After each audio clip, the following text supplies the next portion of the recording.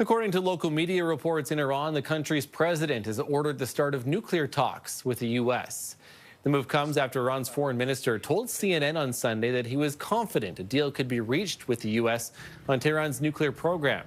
He says Iran has lost trust in the U.S. as a negotiating partner, but is still willing to talk and that they have been fruitful with the U.S. The news comes as President Donald Trump has threatened military action and ordered the dispatch of an aircraft carrier to the Middle East following the Iranian authorities' deadly response to anti-government protests. Now, there have been a number of demonstrations here in Canada as a result of what's happened in those protests in Iran. Joining me now is Reza Lohr, who is the founder of Iran Lovers, a nonprofit supporting Iranians' fighting for freedom. You were at the protest Sunday in Toronto too. Reza, tell us what happened. Again, there was a lot of people too, thousands of people in Toronto. So take us through what happened and your message. Thank you for having me today. Not only in Toronto, which many people participated in the protest yesterday, which was amazing, but it wasn't limited to Canada or even Toronto. Across the globe, many Iranian community came to the street to show their solidarity with the Iranian people inside Iran who are facing one of the most violent state crackdown in the modern history. The protest that people came to the street to say enough is enough, and we want to live in a free country, live in a free Iran that we can decide about their future. We want a secular, democratic government inside the country. Do you feel that your messages are being heard either by the people of Canada and of the government here, but also you talked about that solidarity with a number of places and a number of demonstrations that happened around the globe. Do you feel like you're being heard, at least at this point?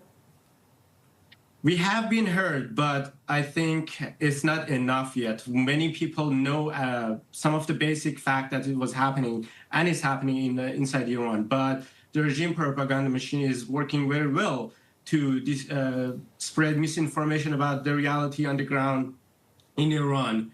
Peaceful protesters have been met with mass arrest, with lethal forces, tens of thousands, and the number of the people who are killed is still rising. Doctors, nurses have been arrested for treating wounded protesters. People who lost their loved one have to arrest or pay for the bullet press, sign a release to say, oh, these people were part of the police or Basij, or they have been shot by terrorist group, which is not true. They were being shot by the regime in Iran, and they need to pay bullet price, which is horrifying. And these are the fact that not many people outside of Iran, non-Iranian community, know about that, and they are aware about that. We know the death toll, at least to some and a number of groups are saying, is very much underestimated. It's still over thousands of people, too, that have been killed as a result of this. What's your message to other Canadians? You talk about spreading your message and having, this platform in order to do it. But what's your message to Canadians who may not know exactly what's happening and how they can support your cause? As you mentioned, the number is rising.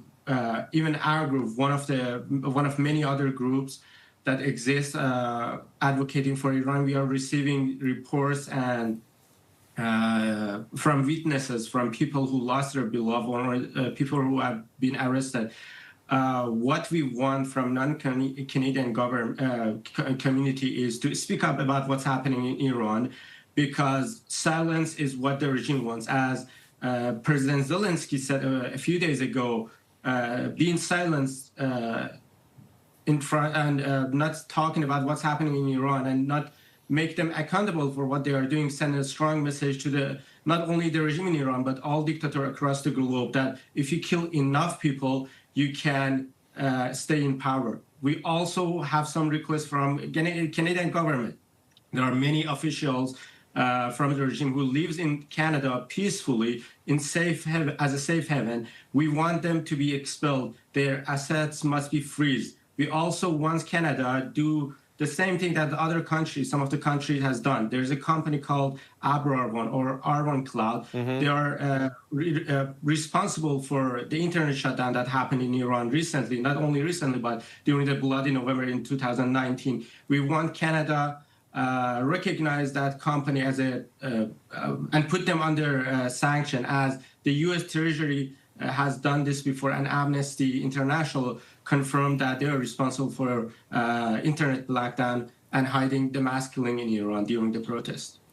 Reza Lohr, founder of Iran Lovers, thank you for your time today, Reza. Appreciate this.